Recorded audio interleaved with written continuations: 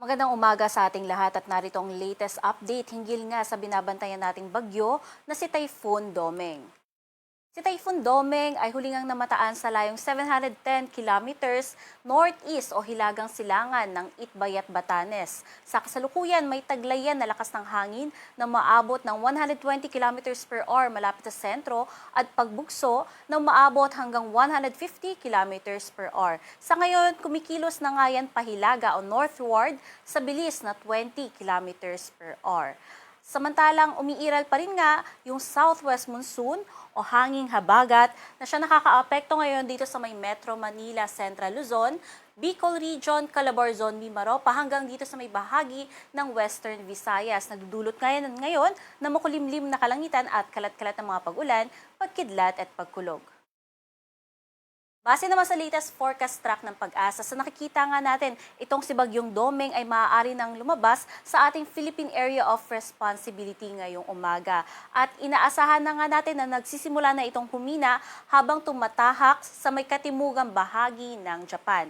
Again, nananatili na wala pa rin itong direktang epekto sa alinmang bahagi ng ating bansa. Ngunit patuloy pa rin nga yung pagpapalakas nito sa southwest monsoon o hanging habagat. Kaya naman, ngayong araw hanggang bukas ng tanghali, asahan nga natin yung malalakas na mga pag-ulan na maaaring dalhin ng habagat sa may bahagi ng Zambales, Bataan, Occidental Mindoro. Abot nga yan ng 50 to 100 millimeters.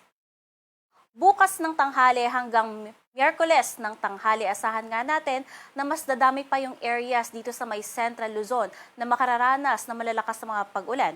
50 to 100 millimeters dito sa may bahagi ng Pampanga, Bulacan kasamang Metro Manila, Cavite, Batangas at patuloy pa rin mga pag-ulan sa may Zambales, Bataan at Occidental Mindoro. Pagsapit naman ng Miyerkules ng tanghali hanggang Huwebes ng tanghali, mababawasan muli yung mga malalakas na mga pag-ulan sa Central Luzon at nakikita natin yung pagtaas nito sa may bahagi ng Ilocos Regions. Kaya kasama na yung areas dito sa may La Union, Pangasinan at maging sa may Zambales at Bataan.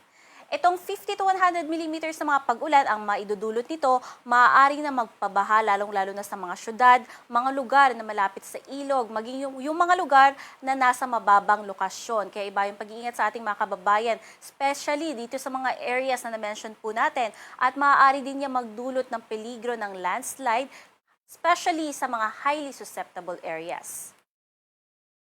At dahil nga sa pagpapalakas ng habagat na dala nitong si Bagyong Domeng, asahan nga natin na ngayong araw, malalakas pa rin ang pagbugso ng mga pag-ulan dito sa may Batanes at Babuyan Islands. At dahil sa habagat, dito naman sa may bahagi ng Metro Manila, pababa hanggang Bicol Region at kasama rin yung mga ilang bahagi or probinsya sa may Western Visayas at Negros Island Region.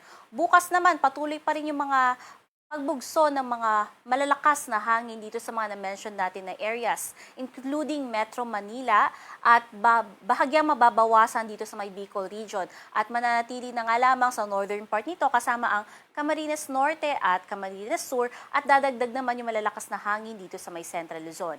Pagsapit naman ng Miyerkules, malaking bahagi na uli ng Northern Luzon at particularly dito na nga sa may Ilocos Region, mangilan-ngilang bahagi ng Cordillera at Cagayan Valley, at patuloy pa rin dito sa Metro Manila, pababa hanggang sa may Calabarzon, Mimaropa, at mangilan-ngilang bahagi ng Bicol Region at Western Visayas. Again, mag-iingat din po yung ating mga kababayan, hindi lang sa malalakas na mga pag-ulan, kundi sa peligrong dala na malalakas na hangin na dulot ng pinagsamang epekto nitong gilid ni Bagyong Domeng at Bagyong Habag or Hanging Habagat.